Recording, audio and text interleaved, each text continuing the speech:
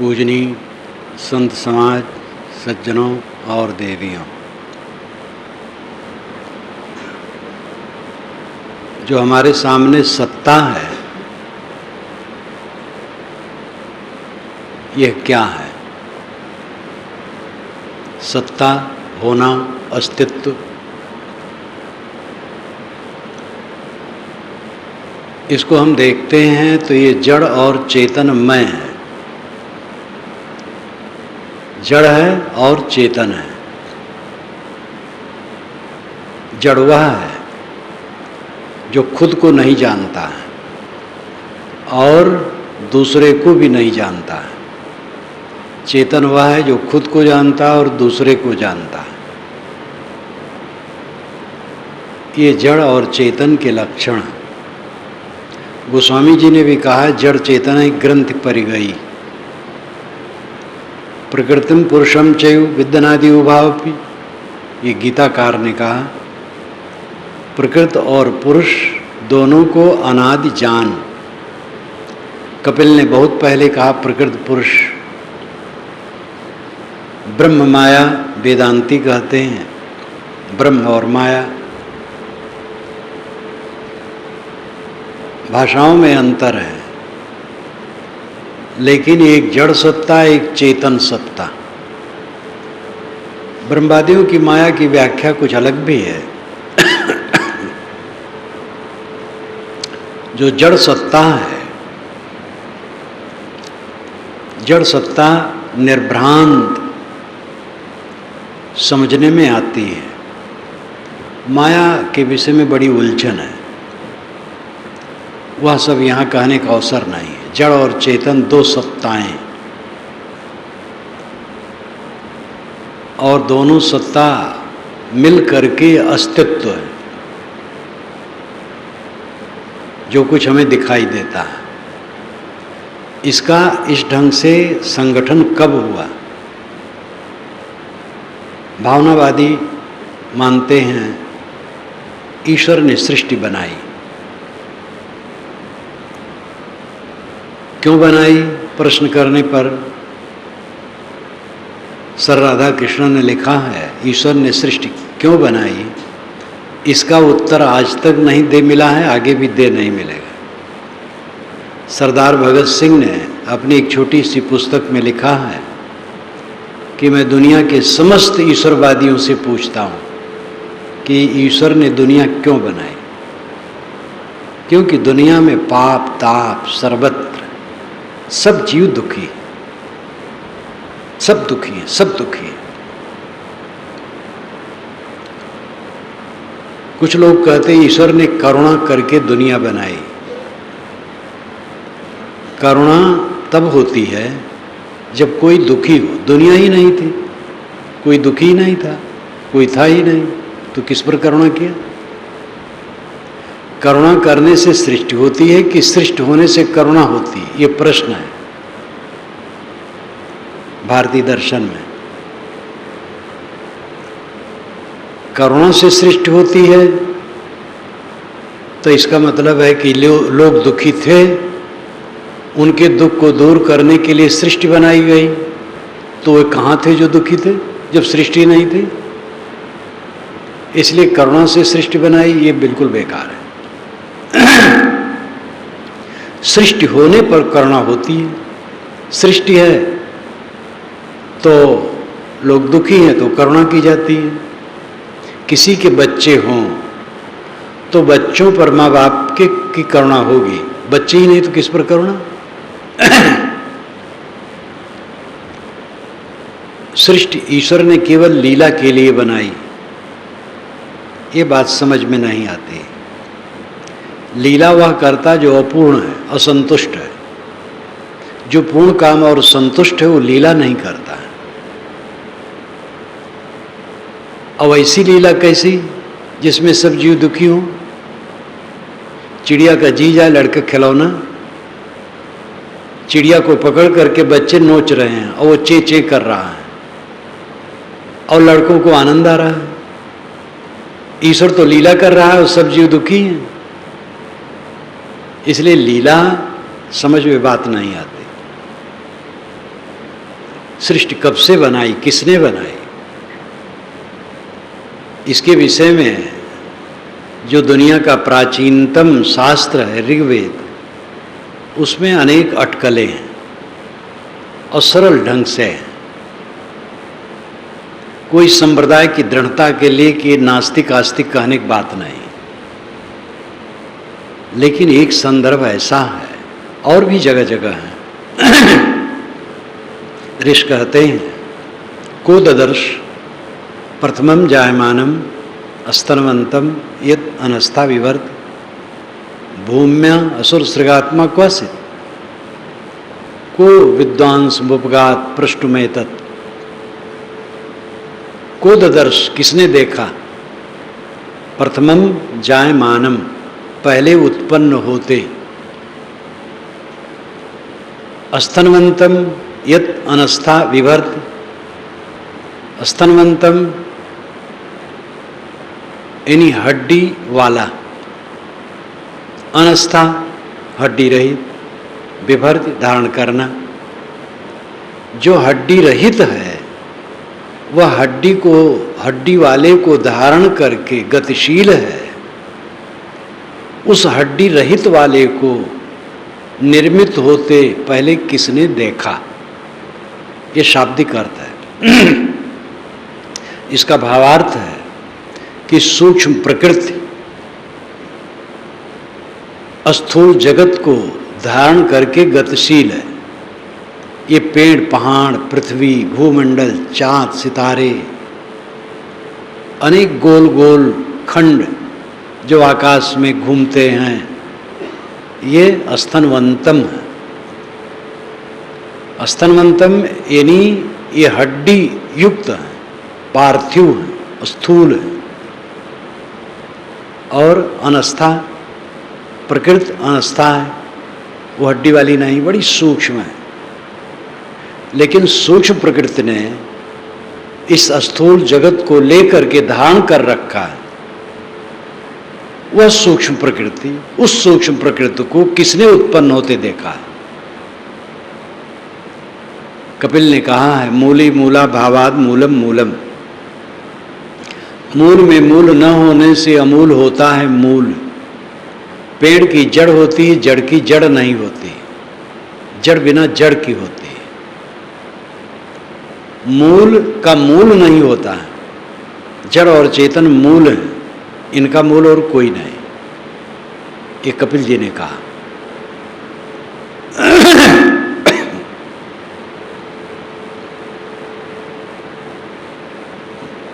भूम्या असुर सृगात्मक वासित।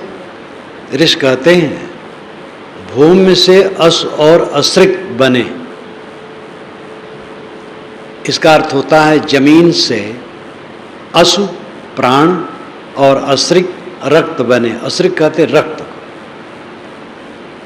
लेकिन इसका भावार्थ होगा प्रकृति से, जड़ प्रकृति से सूक्ष्म शरीर और स्थूल शरीर बने। अस और असृक, असनाम प्राण, प्राण से अर्थ है सूक्ष्म शरीर, असृक नाम रक्त, रक्त से अर्थ है स्थूल शरीर। तो भूम्या असुर सृगात्मा क्वासित, भूमि से अस और असृक बने, जड़ प्रकृति से सूक्ष्म शरीर और स्थूल शरीर बने। ये तो बात समझ में आती है। आत्मा क्वासित, आत्मा क्या है? आत्मा तो जड़ से नहीं बनेगा। को विद्वांस मुपगात पृष्ठुमें तत्। इस बात को पूछने के लिए विद्वान के पास कौन जाता है? एक ही मंत्र में इतनी बढ़िया बात कही गई है।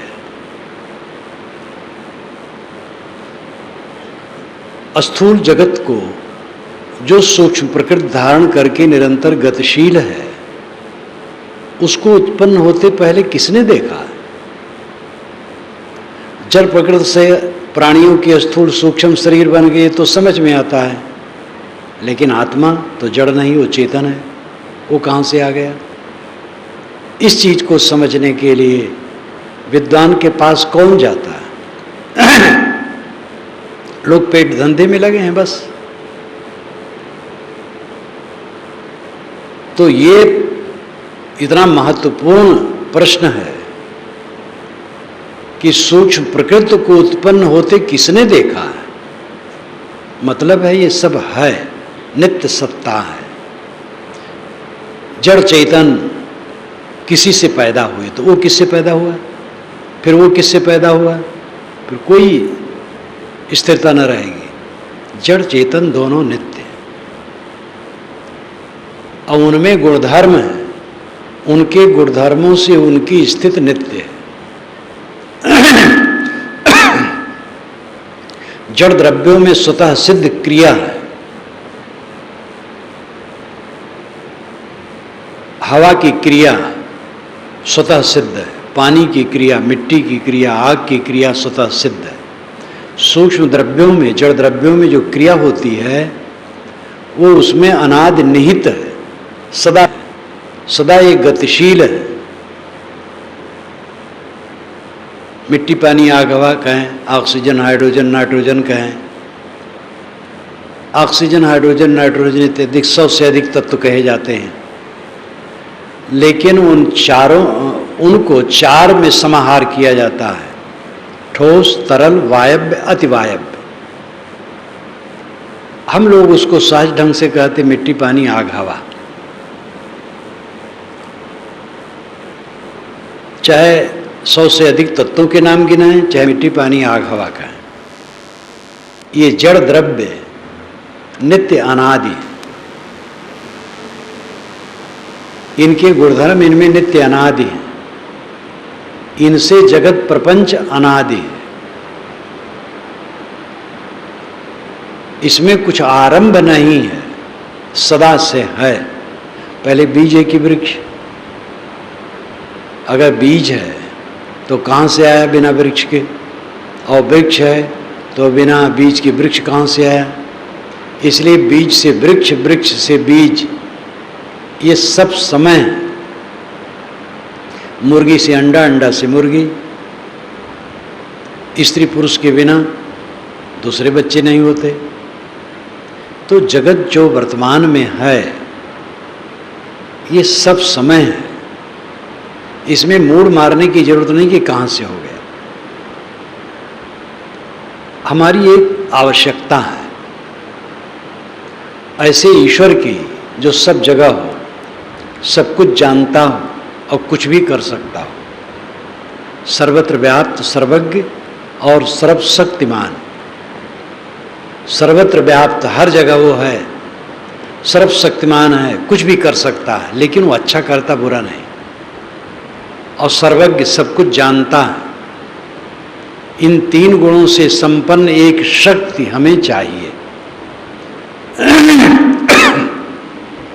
ये हमारी आवश्यकता है। और इसीलिए सुंदर कल्पना मनीषियों ने पुराकाल से की है। ईश्वर सब जगह है, सब कुछ जानता है और कुछ भी कर सकता है, लेकिन वो अच्छा है, बुरा नहीं करता, केवल अच्छा करता है।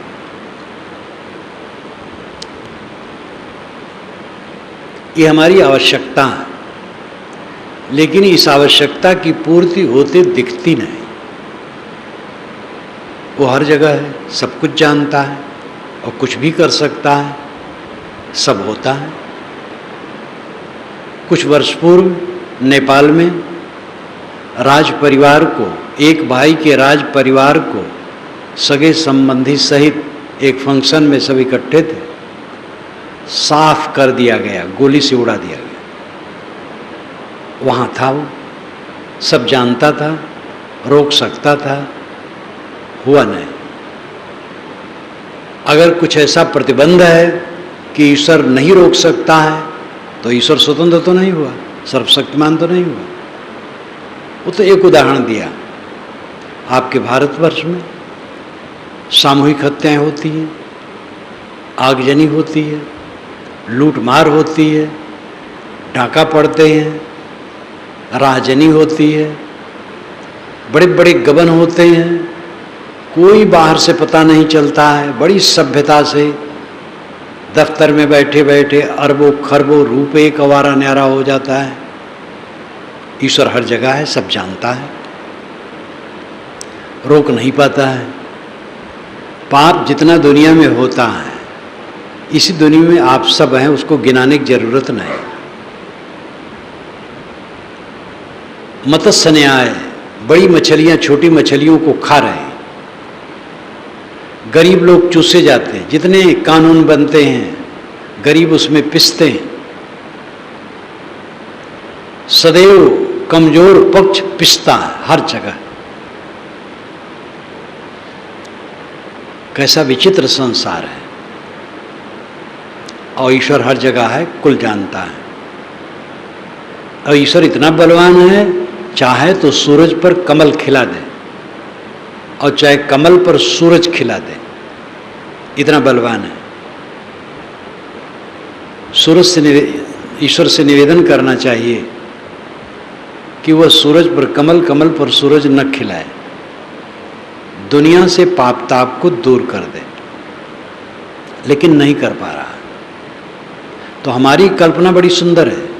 ईश्वर सर्वत्र सर्वज्ञ सर्वशक्तिमान है, सच्चिदानंद है, त्राता है, दुख दूर करने वाला है। कल्पना बड़ी सुंदर है, लेकिन ये कल्पना घटित नहीं होती, फलित नहीं होती। तो ईश्वर का क्या स्थान है? ये सत्ता जो है, इस सत्ता को हम कैसे समझें? उपासना का क्या स्थल है? कस्मै देवाय हविषा विधेम, ये भी ऋग्वेद के मंत्र का अंश है। कस्मै देवाय हविषा विधेम, किस देवता की हम उपासना करें? ईश्वर का क्या मतलब है? परम सत्ता का क्या मतलब है? ये विवेक से विश्लेषण करने का विषय है। और खुशी की बात है, भारतवर्ष पूरा काल से चिंतन में गहरा रहा। कपिल जी महाराज प्राक इतिहास काल में हुए, बुद्ध के पहले था नहीं लगता उनका टाइम क्या है। कपिल नाम ऋग्वेद में आया है और शाणाचार्य ने भाष्य कपिल मुनि का अर्थ मान करके किया है। तो इसका मतलब ऋग्वेद वेद काल के हैं वो। अन्य शास्त्रों में भी उनकी गरिमा का वर्णन है। सांख्यम विशालम परमम पुराणम महारणम विमलबुदार कांतम। सांख्य शास्त्र प्राचीन है, सागर की तरह है, परम पवित्र है, ज्ञान का आगर है। लोकम च ज्ञानम च लोकम यदि हास्त किंचित सांख्यागतम तच्च महान महात्मन।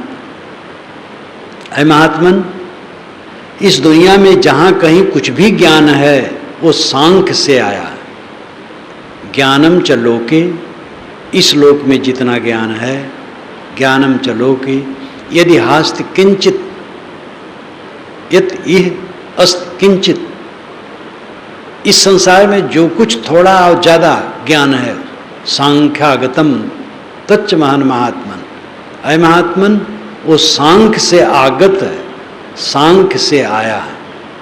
सांख्य दर्शन की इतनी गरिमा है। ऋषिम प्रसूतम कपिलम यस्तमग्रे, ये श्वेताश्वतर उपनिषद में कहा गया। कपिल ऋषि प्रथम पैदा हुए, ऐसी कपिल की महिमा ऋषियों में गीताकार ने श्री कृष्ण मुख से कहलवाया, सिद्धानाम कपिलो मुनि ही, मैं सिद्धों में कपिल हूँ। कपिल वस्तु में ही तथागत बुद्ध का जन्म हुआ था, जो बस्ती जिला के उत्तर, अब नेपाल में इस समय पड़ता है। कपिल वस्तु बाबा साहेब अम्बेडकर ने भी माना है कि वो कपिल का क्षेत्र है। और कपिल की ही परंपरा के ऋषि के प्रभाव से तथागत बुद्ध ने पहल सीखा था। वह कपिल ईश्वर स्वीकारता है, ईश्वर अलग नहीं। प्रकट पुरुष दो है, कणाद, जैमिन, ये सब तत्व विवेक की बात करते हैं। बुद्ध महावीर तत्व विवेक की बात करते हैं। हमारी भारतीय परंपरा तत्व चिंतन में बहुत आगे है, भावुक नहीं है। अब भावुक बन गए, बहुत बन गए हैं, लेकिन चोटी के ऋषियों को देखा जाए बहुत चिंतनशील है। ईश्वर जिस ढंग से हम सोचते हैं उस ढंग से नहीं, ईश्वर का निषेध नहीं है। जैसे हम यहाँ बैठे और कहें इस कबीर आश्रम के दक्षिण तरफ गंगा बहती है, तो समझने वाला कहेगा उत्तर बहती है, आप गलत कह रहे हैं। तो गंगा का निषेध नहीं है, दिशा का निषेध है। ईश्वर की जो परिभाषा दी गई है उसका निषेध है, ईश्वर का निषेध नहीं है। ये जगत चल रहा है, वर्षा होती है, 6 ऋतुओं में परिवर्तन होता है, दिन रात होते हैं, सृष्टि जगर मगर जगमगाती है। ये संसार निरंतर गतिशील है, ये कोई बिना कारण के चलता है, ये सब में कारण है। ये प्राणी सब जीते खाते हैं, चलते हैं। आपका व्यक्तित्व है, आप जीते खाते हैं, आप में हर्ष है, शोक है, उद्वेग है, कामनाएं हैं, अहंकार है, एक भंवर है मैं हूँ, ये सब शून्य तो नहीं है, अस्तित्ववान है। इन सब में हमें ईश्वर को देखने की जरूरत है जो सामने है। कल्पना का लड्डू खा करके भटकना नहीं। हमें ऐसा ईश्वर चाहिए बिना हमारे मेहनत के हमें सब कुछ दे दे, भोग दे दे, मोक्ष दे दे, कल्याण कर दे। इसलिए शिक्षित और धनियों का बड़ा तबका ऐसे गुरु बाबा के पीछे लगता है जो तत्काल तुरंत फुरत सब काम कर दे, भोग भी दे दे, मोक्ष भी दे दे। उनकी कृपा से आपको लड़का भी पैदा हो जाएगा, लड़का नहीं है तो रोग भी दूर हो जाएगा, फैक्ट्री लग जाएगी और मोक्ष हो जाएगा, भगवान के धाम पहुंच जाएंगे। क्योंकि सिद्ध बाबा हैं, अवतार हैं, अलौकिक हैं। एक ही साथ में भारत में अनेक जगह वो भाषण करते हैं, चमत्कारी बाबा हैं, आकाशगामी हैं। ऐसे गुरुओं की लाइन में सब लग जाते हैं। ईश्वर जादूगर जैसा हमें चाहिए, सब दिखा दे, सस्ते में सब काम कर दे। वस्तुतः हमें सत्ता को 3 भागों में बांटना चाहिए, आदि दैविक, आदि भौतिक, आध्यात्मिक। एक दिन मैंने थोड़ी चर्चा इस पर की थी। आदि दैविक सत्ता जड़ प्रकृति का क्षेत्र है, आदि भौतिक सत्ता प्राणियों का समूह है, आध्यात्मिक सत्ता आपका व्यक्तित्व है। ये कोई अनुमान कल्पना नहीं, अटकल पच्चू बात नहीं, ये सब सामने है।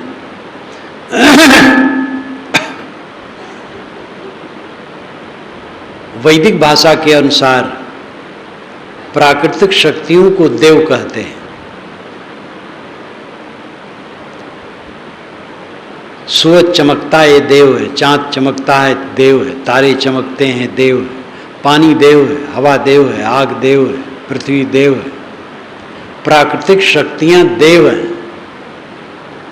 इसीलिए दैवी प्रकोप, भौतिक जड़ पदार्थों से कष्ट होता है तो कहते दैवी प्रकोप। अधिक वर्षा हुई, कष्ट हुआ, अवर्षण से कष्ट हुआ, भूचाल से कष्ट हुआ, आग लग गई, कष्ट हुआ, तो कहते दैवी प्रकोप है।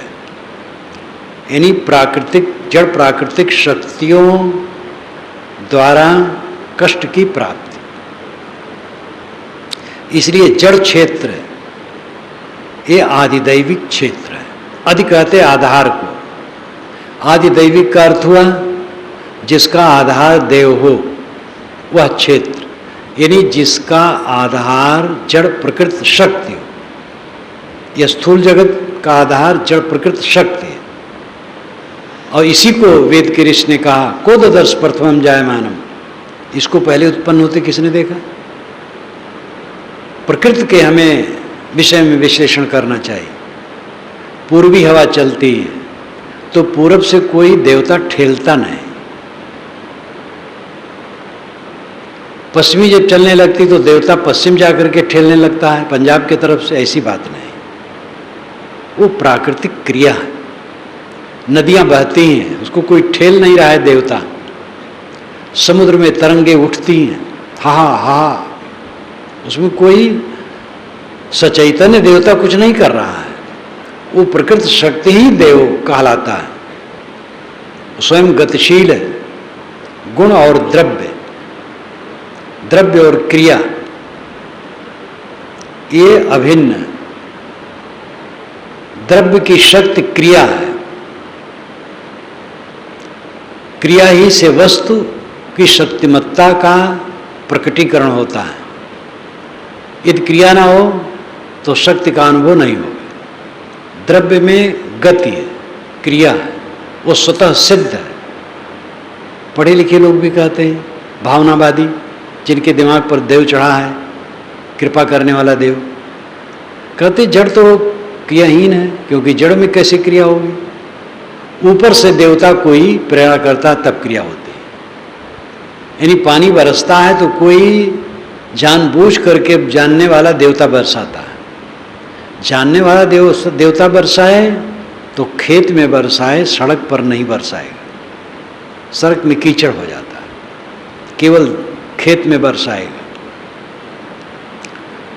लेकिन वर्षा जहाँ जरूरत नहीं होती है, इसी समय वर्षा की भारत में अनेक क्षेत्रों में जरूरत है। तो पानी बरसने का जो कारण है वो जड़ है, उसको ज्ञान नहीं, स्वभाव है। स्वभाव से बरसता है, प्रकृति से बरसता है। उसकी गुण क्रिया संयुक्त सभी अंग संपादित हो जाएंगे, बरसेगा। नहीं होगा तो नहीं बरसेगा। नाथ सहज इनकी जड़ करणी, गोस्वामी जी ने भी कहलवाया, ऐ नाथ, ये पृथ्वी जल अग्नि वायु इत्यादि की सहज जड़ करणी है। तो भौतिक जड़ पदार्थों में जो गति होती है वो उनकी स्वभाव सिद्ध क्रिया है। पानी बरस रहा है, नुकसान हो रहा है ज़्यादा, आप प्रार्थना करो, हे वरुण देवता क्षमा करो, दूर हो जाओ, कुछ फल नहीं होगा। पानी नहीं बरस रहा है, इंद्र को मनाते रहो, कुछ नहीं होगा। आग लग गई, हे अग्नि देवता शांत हो जाओ, उसी में घी अच्छत और जो भी डालो स्वाहा स्वाहा करो, हे भगवान अब संतुष्ट हो जाओ, और आग बढ़ जाएगी। उसमें पानी और धूल डालने की जरूरत है।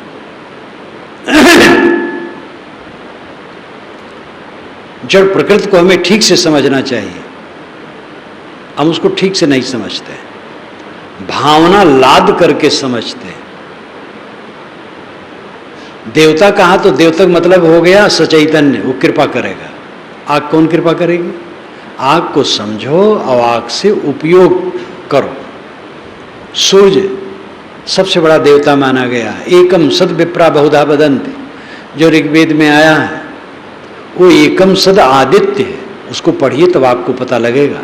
मैंने वेद क्या कहते मैं सब लिखा है। एकम सद विप्रा बहुधा बदंत, इंद्रम मरुतम वरुणम अग्निम सोमम, इंद्र मरुत वरुण अग्नि इत्यादि ये सब नाम हैं। एक आदित्य सूर्य सर्वोच्च देवता है, तो सूर्य को देवता माना। प्रार्थनाएं भी की गई, क्योंकि भावुक हृदय, सूर्य की प्रार्थना की जरूरत नहीं है।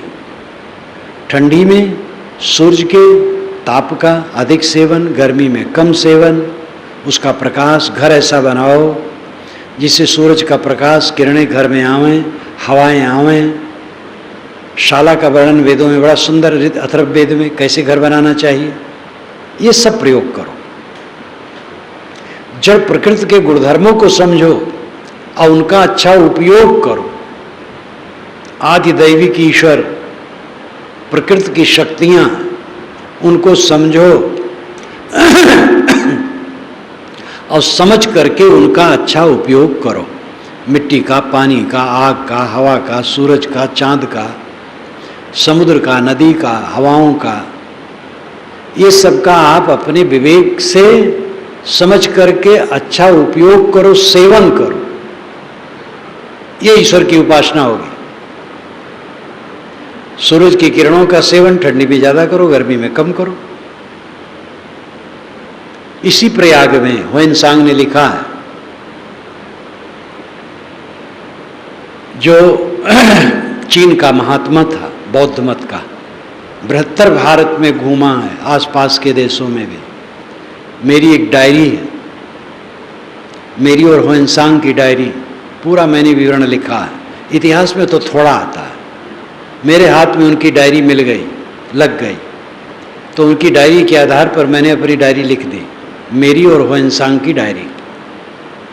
प्रयाग में वो बताते हैं कि संगम में लकड़ी गाड़ देते थे और उसमें दो लकड़ियाँ बांधे रहते थे। एक लकड़ी पर खड़े हो जाते थे और एक लकड़ी बाएं हाथ से पकड़ लेते थे और सूरज उगने के पूर्व उस पर चढ़ जाते थे और सूरज को एकटक देखते रहते थे। जब वो सूरज ऊपर आता तो ऊपर देखते रहते थे, और जब सूरज पश्चिम जाता था तो वैसे सिर घुमा के देखते रहते थे। एक पैर लकड़ी पर रख, एक तो खड़ी लकड़ी और एक ऐसी लकड़ी आड़ी, तो उस पर पैर, एक पैर इस पर और एक पैर लटकाए रहते थे तान करके, और दिन भर खड़े रहते थे, कठिन तप। फिर सूरज डूब जाए तब उतरते थे, और ऐसा वो महीनों करते थे, और ऐसा बरसों से करने वाले होते थे। इससे मानते थे कि सूरज का एक टक ध्यान हम करते हैं, हम मोक्ष धाम में जाएंगे। आत्महत्या करते थे। उन्होंने स्वयं भावुक होकर के लिखा है, कुछ बानर आते थे तो वे उपवास करके वहीं मर गए। तो मैंने लिखा कि ह्वेनसांग भी भावुक हो गए। अरे बीमार रहा होगा, नहीं कुछ खाता पीता होगा, मर गया होगा, बानर बेचारा क्या जाने। तो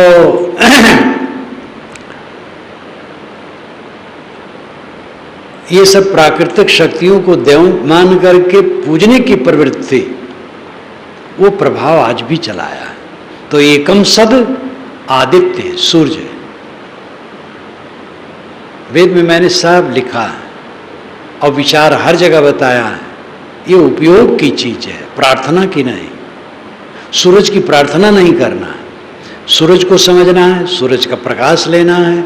अपने घर का ऐसा दरवाज़ा बनाओ, खिड़की बनाओ, उसमें प्रकाश आए, सूरज की किरणें भी कुछ समय आवें, हवाएं आवें, उनका आदर करो, स्वास्थ्य आपका ठीक रहेगा। वंदना से कुछ काम नहीं होगा। बाढ़ आ जाए, आप वंदना करो, बह जाओगे, जल्दी भागो सामान लेकर के, नहीं वंदना में बह जाओगे छुट्टी। विवेक ज्ञान नहीं है, अंधरूढ़ में सब भटकते हैं। आदिदैविक ईश्वर, ये प्रकृति के नियम है। प्रकृति के नियमों को समझें, अंधविश्वास से ऊपर उठें। पानी कोई सचैतन्य देवता नहीं बरसाता है, भूचाल कोई सचैतन्य देवता नहीं लाता है, ये दिन रात कोई सचैतन्य देवता नहीं घुमा घुमा के करता है। ये प्रकृति के अपने नियमों से निरंतर होता है, और इन बातों का भी वर्णन वेदों में बारंबार आता है। चक्र की तरह संसार चल रहा है। आदि दैविक ईश्वर, प्रकृति की शक्तियां, और विवेक द्वारा उसको समझना चाहिए। विज्ञान आजकल बहुत कुछ समझा रहा है। सूरज ग्रहण कैसे होता है, बराह मिहिर ने आज से 1500 वर्ष पूर्व इसको बता दिया था। हमारे यहाँ के गणितज्ञ बराह मिहिर आज से 1500 वर्ष पूर्व हुए हैं, और उन्होंने ये बता दिया था कि चांद, सूरज, पृथ्वी एक रेखा में आने से चंद्र या सूरज का ग्रहण लगता है। लेकिन पंडितों और पुरोहितों को खाने के लिए व्यवस्था बना दी थी कि एक राक्षस है और ऐसा करता है, तब ऐसा हो जाता है, इसलिए दान करना चाहिए जिससे उससे पाप कट जाए। तो काणे जी महाराज, जो महाराष्ट्र के बहुत बड़े विद्वान हुए हैं और जिनकी पुस्तक धर्मशास्त्र का इतिहास 5 खंडों में छपा है, उन्होंने लिखा है कि बुद्धिवाद, परंपरा, अंधविश्वास एक साथ नहीं चल सकते।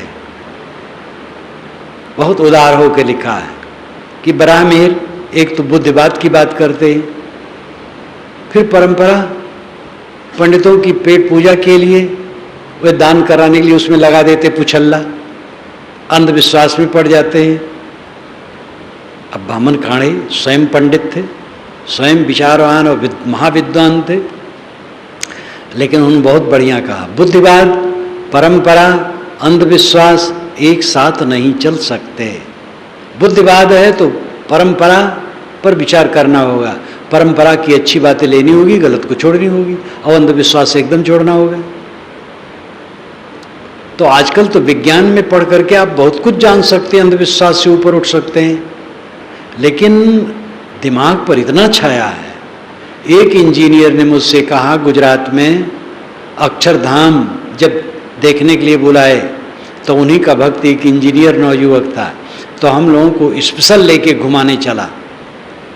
तो एक मूर्ति के पास गया, कहा महाराज ये मूर्ति दूध पीती है। मैंने कहा इंजीनियर हो, क्या ये समझ में आता है कि दूध ये मूर्ति पी सकती है? तो हड़बड़ा गया। तो अंधविश्वास दिमाग पर इतना छाया है, कुछ तो स्वार्थ बस धोखा देते हैं समाज को, और कुछ भावुक होते हैं, समझ नहीं पाते और भटकते रहते हैं। तो आदि दैविक क्षेत्र प्राकृतिक शक्ति है, आदि दैविक ईश्वर प्राकृतिक शक्ति है, जिससे पानी बरसना, न बरसना, भूचाल आना, छरितों का परिवर्तन होना, अनंत विश्व ब्रह्मांड का निरंतर गतिशील रहना, ये आदि दैविक ईश्वर से होता है। आदि दैविक ईश्वर का मतलब है प्रकृति के नियम जो शाश्वत हैं, अनादि अनंत है। वेदों में तो ये भी कहा गया कि प्रकृति के नियम को देव भी नहीं बदल सकते। वेदों में भावुकता की बात बहुत है, लेकिन बीच बीच में विचार प्रधान बात उसमें मिलेंगी। तो आदिदैविक ईश्वर प्राकृतिक नियम है, उसकी वंदना की जरूरत नहीं है, समझने की उसे जरूरत है और उसका सही उपयोग करने की जरूरत है। दूसरा है आदि भौतिक ईश्वर, आदि भौतिक भूत नाम प्राणी। ये जो प्राणी हैं ये ईश्वर हैं, ये पूजनीय है, सेवनीय, इनकी सेवा करो। स्वामी विवेकानंद ने कहा, तुम आकाश में ईश्वर खोज रहे हो, उसकी पूजा के लिए उतावले हो। अरे ये मनुष्य, ये प्राणी जो चारों तरफ फैले हैं, ये ईश्वर हैं, इनकी पूजा करो, इनकी सेवा करो। उनका हृदय तो गंगा लहरी, बहुत बातें बढ़िया बढ़िया कह देते थे, इतना फटकार देते थे, उन्होंने शंकराचार्य को फटकार दिया। शंकराचार्य दक्षिणी पंडित, पुरोहित हृदय थे, संकुचित हृदय, और क्या थे, एकदम वेदांती लोग तिलमिला जाते हैं, क्योंकि शंकराचार्य ब्राह्मणवादी थे। ब्राह्मण कहलाने वाले को ही ज्ञान होता है, दूसरे ज्ञान नहीं होता है, शंकराचार्य मानते थे। और एक तरफ कहते ब्रह्म एक है, इसलिए स्वामी विवेकानंद ने उनको स्वीकारा नहीं। आदि भौतिक ईश्वर, भूत प्राणी। मैंने एक दिन कहा था, भूत नाम जड़ तत्व, भूत नाम बीता समय, भूत का अर्थ होता है सत्य, भूत का अर्थ काल्पनिक भूत प्रेत भी होता है जो काल्पनिक है, और भूत का मतलब देहधारी प्राणी। गीता में आता है दया भूतेश लोलुप्तम, ये दैवी संपदा में वर्णन आता है। दया भूतेश, भूतों पर दया करो, प्राणियों पर दया करो।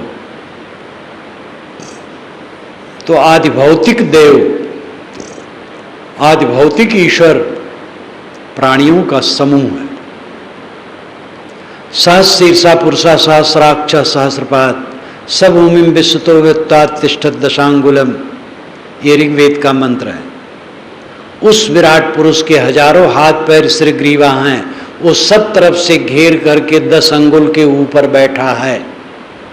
सहस्रीर्षा पुरुषा सहस्राक्ष सहस्रपाद, पुरुषा जो पुरुष है सहस्राक्ष, हजारों आंखें, सहस्रीसा सहस्र है, सहस्रपास हजारों पैर है, सभूमि वो भूमि में, वृत्त घेर करके, विश्व विश्व नाम सब तरफ से, वृत्त घेर करके, अतितिष्ठत ऊपर बैठा है, 10 अंगुलम 10 अंगुल पर।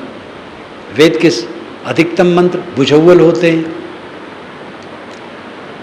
साणाचार्य ने जो वेदों का प्रकांड पंडित हुआ भाष्यकार, जिनके ऋग्वेद अथर्ववेद दोनों के भाष्य उपलब्ध हैं, यजुर्वेद का उन्होंने भाष्य किया था इसका पता नहीं लगता है।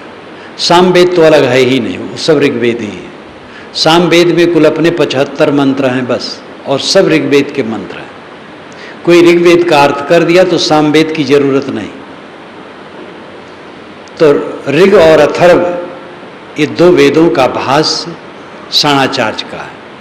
निखिल जगत में साणाचार्य का भाष्य ही माना जाता है। ये 700 वर्ष हो गए उनके हुए।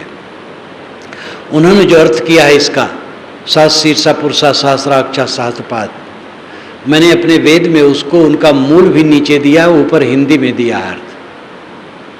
उसका अर्थ यही माना है कि ये सब प्राणियों का जो समूह है यही विराट पुरुष है, और एक एक व्यक्ति उसके अंग है,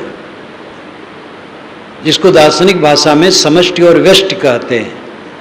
व्यष्टि नाम अलग अलग प्राणी और समष्टि नाम सबकी सामूहिकता। व्यष्टि जीव है, समष्टि ईश्वर है। एक एक व्यक्ति है मानो जीव है, और सभी व्यक्ति इकट्ठे हो गए हो शिव है, ईश्वर है। पंच परमेश्वर गांव वाले भी कहते हैं, भाई 5 इकट्ठे हो गए मानो परमेश्वर आ गया, मानना पड़ेगा बात। प्राणियों की सामूहिकता को विराट पुरुष कहते हैं। देखो यहाँ एक विराट पुरुष बैठा है, इसमें देवियां भी है, देवता भी है। ये विराट पुरुष है। इस विराट पुरुष की सेवा करो, ये सेवनीय है। और दुख है इसकी सेवा हम नहीं करना चाहते हैं, पड़ोसी से ईर्ष्या करते हैं, क्रोध द्वेष घृणा। पड़ोसी छोड़ दो, घर में कलह, पति पत्नी जलते हैं, भाई भाई एक दूसरे से मीठ नहीं बोल पाते, नम्र होके नहीं बोल पाते हैं। शाम को इकट्ठे होंगे तने तने, एक दूसरे से बोलेगा नहीं। कोई पूछ लिया तो आग वर्ण हो करके बोलेगा, भभक पड़ेगा। क्या जीवन है, नरक है, नरक है। शीतल मन नहीं, मीठी वाणी नहीं, कोमल स्वभाव नहीं, पत्नी से मीठ नहीं बोल सकते हो, पति से भी देवियां नहीं बोल सकती। कल जो फोन आया उस देवी का, समझाता रहा, कहा गुरुजी पति हमारे लिए गलत धारणा रखते हैं। मैंने कहा ये न सोचो, जो उसमें कह देते हैं उसका इतना गहरा अर्थ न लगा लो। आदमी होश में नहीं, सह लो। गलत धारणा भी लगाएंगे तो उनका नुकसान होगा। तुम सही धारणा रखो, मीठा बोलो, कैसा नहीं मिलता है, हमके तो दुख भोगना है, कोई चारा नहीं, कोई उपाय नहीं। जीवन सुखी जीवन जो आता है मैं पूछता हूँ, आनंद, हाँ साहब ठीक है, कोई परेशानी, महाराज परेशानी न कहे। जवान लड़के, बूढ़े, मध्य के, सब की दशा, सब दुखी दुखी दुखी दुखी। एक ही दुख है, पता नहीं क्यों मन बेचैन रहता है, समझ में नहीं आता। प्राय लोग कहते हैं, 1969 की बात है, 1969 गुरुजी समाज सहित चले छत्तीसगढ़। मैं गुरुजी से आज्ञा लेकर के 2-4 लोगों को लेकर के कानपुर और इधर पश्चिम होते हुए नागपुर होते हुए मैं गुरुजी के पास गया था। मेरे कुछ कार्यक्रम थे तो गुरुजी से कहा 2-3 जगह, तो कहे ठीक है हो आओ। कानपुर जब मैं गया, रेलवे के एक बड़े अधिकारी यहाँ टिका, दोनों सुंदर सुंदर, छोटे छोटे बच्चे सुंदर सुंदर, पैसा कौड़ी खूब। वो देवी घर की बैठी, दोनों में प्रेम भी बहुत बढ़िया। कि महाराज हमारे पतिदेव जी बहुत दुखी रहते हैं। हमके क्या कारण है? इतना ऊंचा पोस्ट, शरीर देखो तो रबड़ का थैला जैसा, सुंदर सुंदर। मैंने कहा आओ बैठो, क्या तकलीफ है? कि समझ में नहीं आता है, हरदम मन बेचैन रहता है। वो तो उदाहरण ख्याल आ गया, एक एक बात थोड़े, सबके अंदर में असंतोष असंतोष असंतोष। क्या कारण है? अपने मन का पाप। किसी ने कह दिया और क्षुब्ध हो गए हैं, वो भी आपकी कमजोरी ही है, आप ही का पाप है। हजारों लोग कहें हमें बुरा, हंसते रहना चाहिए हमें, तब हमारा जीवन सुखी होगा। सब मिलकर के कहें तुम महादुष्ट हो, मैं चरणों में पड़ जाऊं, सचमुच हूं, फिर बेचारे सब ठंडे हो जाएंगे। लेकिन ये गद्दी पर बैठ के कहना सरल है। अभी मेरे साथी कोई कहाँ है तो इनके चाटे लगाऊंगा, कैसे तो कह दिया। लेकिन प्यार से मैं चाटे लगाता हूँ, गुस्सा से नहीं लगाता हूँ।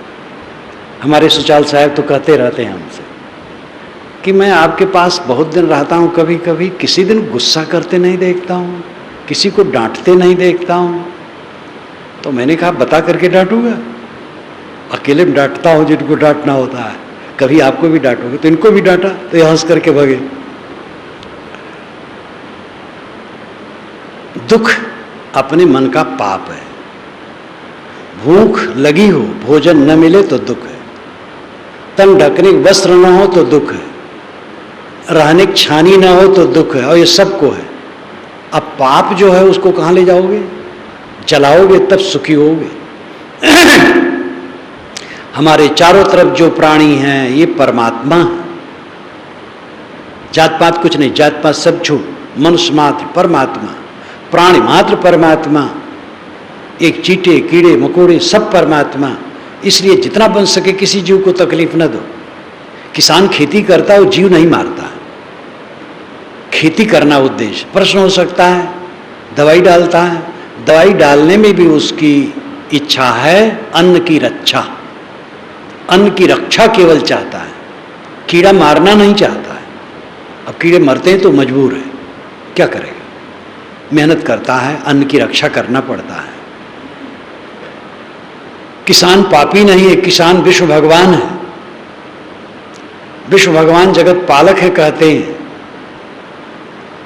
लेकिन एक बोरा गेहूं कहूं विश्व भगवान ने भेजा है पता नहीं लगता है। और किसान लोग कितना अन्न सप्लाई करते हैं। विश्व जगत पालक है, उसका वैदिक अर्थ है विश्व, जो व्यापन करे। वृद्धातु से विश्व शब्द बनता है, व्यापन करे वो सूर्य, और सूर्य जगत का पालक है। धरती से पानी खींच करके किरणों से बरसाता है, इसलिए ये अर्थ है और वैज्ञानिक अर्थ है। तो आदि भौतिक ईश्वर ये प्राणी है। इन प्राणियों के प्रति सेवा भाव, किसी का हित न हो मन वाणी कर्म से, किसी के लिए आप ऑब्जेक्शन मत करो, किसी की निंदा न करो, किसी की बुराई न करो, क्षमा दया शील संतोष से जीवन व्यतीत करो, प्राण मात्र भगवत स्वरूप समझो। ये आदि भौतिक ईश्वर की सेवा है। तीसरा आध्यात्मिक ईश्वर, अधि आत्मिक ईश्वर, अधि आधार। आत्मा जिसका आधार हो वह शरीर मन इंद्रियां, ये आध्यात्मिक है।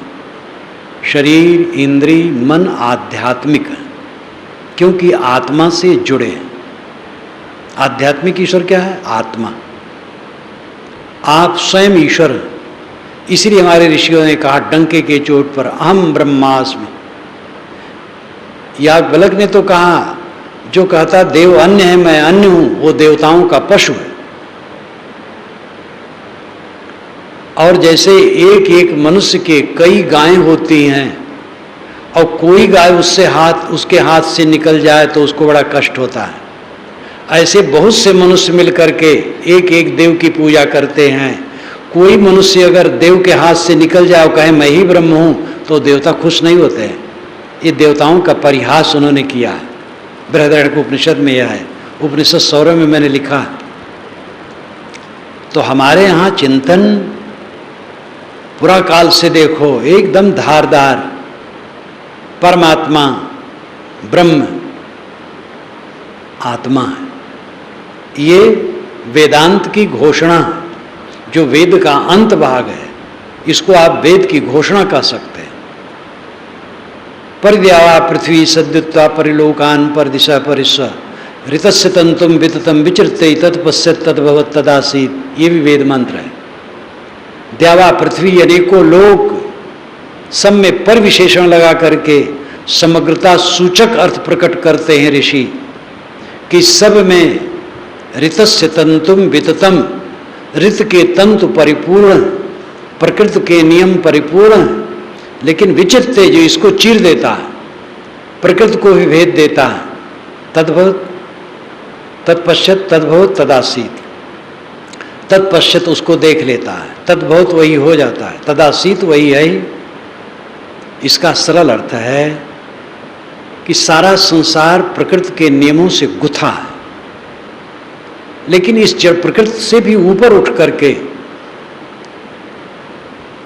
जो तत्व को समझता है, तो तत्पश्यत उसको देख लेता। तत् नाम हुआ, पश्यत नाम देख लेना, उसको देख लेता है, तो उसको तो परोक्ष ईश्वर हो गया। तो ऋषि कहते हैं तद्भवत, वही हो जाता है।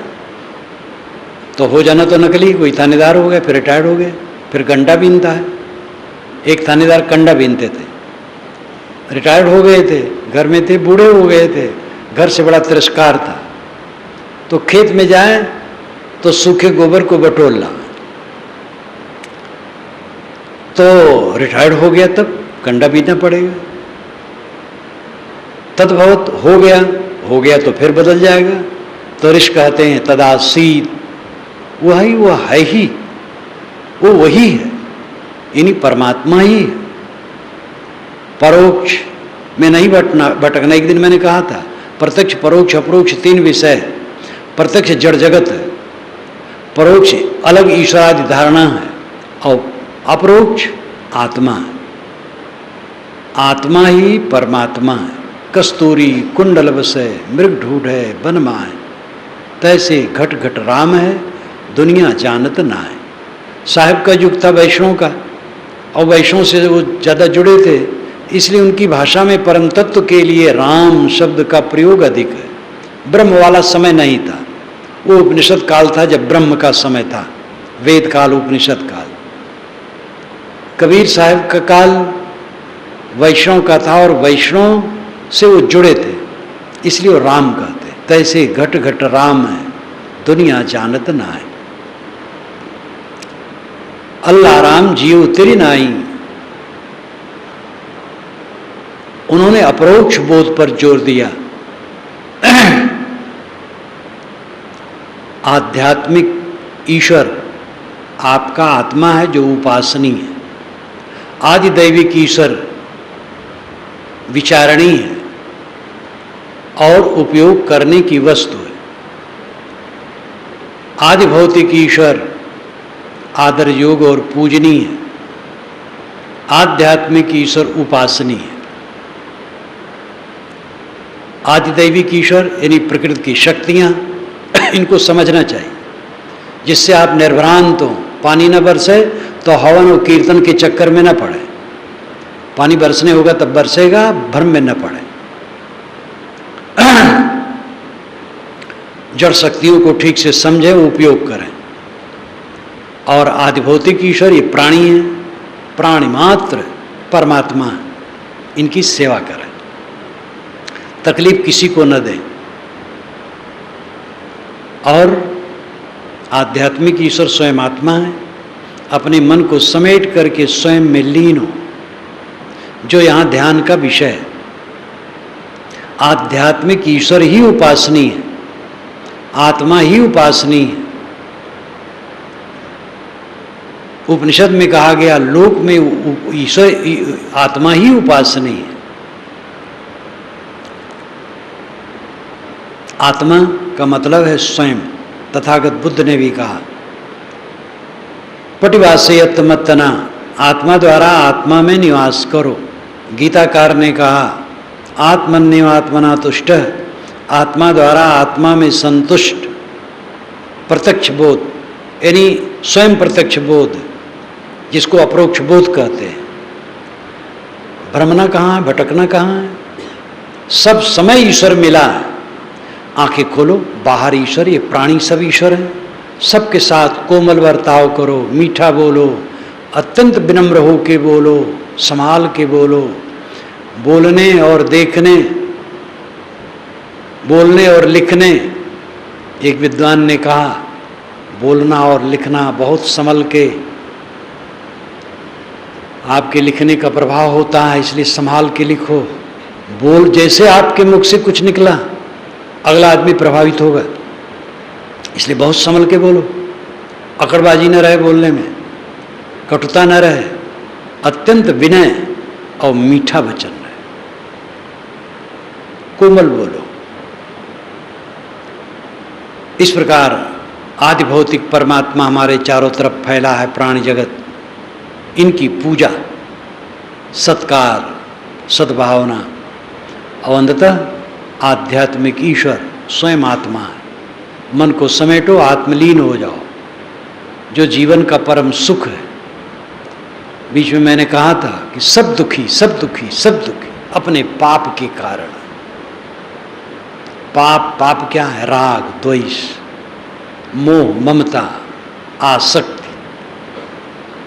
इसी पाप के कारण वह स्थूल पाप नहीं करते, चोरी नहीं करते, व्यभिचार नहीं करते, हत्या नहीं करते, मोह करते, बैर करते, ईर्ष्या करते। ये कम पाप है, ये जलाता रहेगा। सब जीव अपने पाप से दुखी है। अपने पाप को धो डालो, पूर्ण रूप से सुखी हो जाओ। तो इस प्रकार आदिदैविक ईश्वर प्रकृति के नियम हैं, जो समझने योग्य हैं और विवेक से उनका उपयोग करने योग्य है। आदि भौतिक ईश्वर प्राणी जगत है, जिनका सत्कार हमें करना चाहिए।